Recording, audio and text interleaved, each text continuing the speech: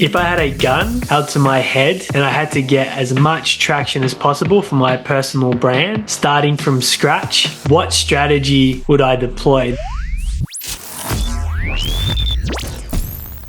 This is a strategy that I seldom utilize, so it's not one I'm actively practicing very often in the marketplace, so full disclosure, but it can be pulled up and leaned into at any point. And there are bodies and influencers that run their entire businesses off this very strategy. And I'm talking about newsrooms and media outlets that scan the world or the country or the state for headline grabbing events and stories and broadcast them through their distribution channels to essentially stop the population in their tracks to check out that headline, get pulled into the story and consume the content. So whilst it might not be a strategy that's going to get you in front of your target audience, if you go down the path of going for content that has mass appeal and that's breaking and that is headline getting and everyone gets pulled into, you can ride that wave to get a lot of traction. So there's naturally a ton of downside in that too, with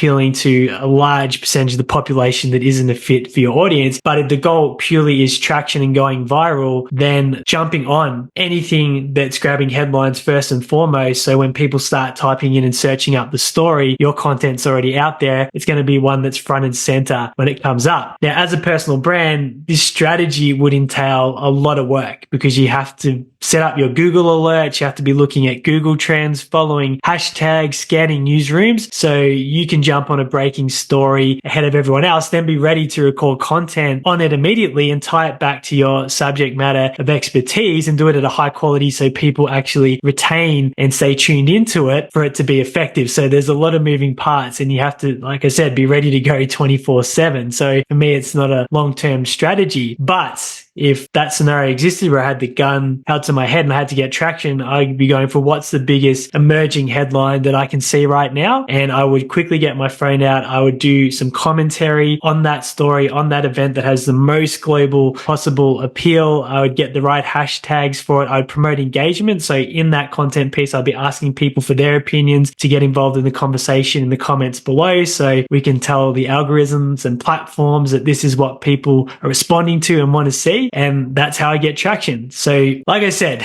not a strategy that I utilize very often because generally speaking, it's not going to land with my audience. It's very contrived. And for me, it's not particularly authentic because the goal is purely to go viral. But like I said, there are people that very effectively utilize this to build incredible brands, content channels day in, day out. But if you make a conscious note to set up your alerts for topics in your industry, it can give you a massive edge as a personal brand while still maintaining relevancy for your target audience. So if you set up Google Trends and you see what's trending, what stories, what keywords and conversations in your sector, then you can jump on them and create content that is hot, that is going up in attention and utilize that to have more relevancy in your market. You can also set up alerts. So if a story does happen to make headlines that is specific to your niche or industry, you get notified first and can start the conversation and be that first person to get something out there and let everyone jump on and push that out by that interaction engagement. So like I said, really important to ask people to comment and get involved in the conversation around that particular topic. So that's my answer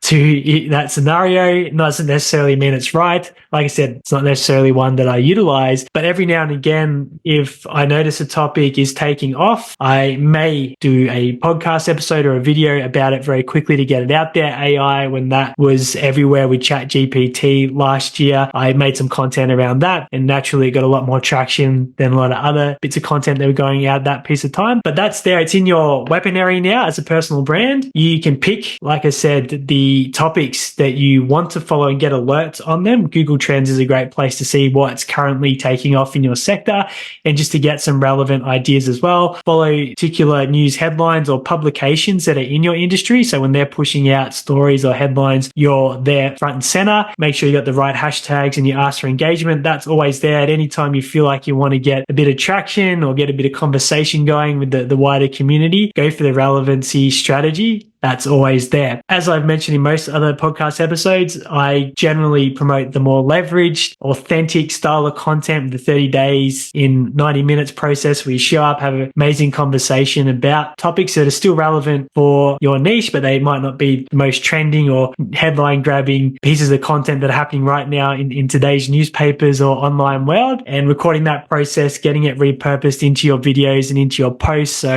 you've got that really good exchange on time and protecting your time, but still getting an incredible outcome, or doing podcasts and getting that repurposed into videos or posts, those more passive strategies. But if you're utilizing that and then you're doing some relevancy content on trending topics, that can be a really good hybrid model to get that extra reach, that extra engagement, that extra interaction, and to start up more conversations in your niche. So you have that strategy now anytime you want to call upon it. And if you enjoyed this episode, make sure you subscribe or follow on whatever channel you're listening on to catch all the future shows that we put out. And if you're able to leave a 5-star review on where you're listening, it helps more people discover the show.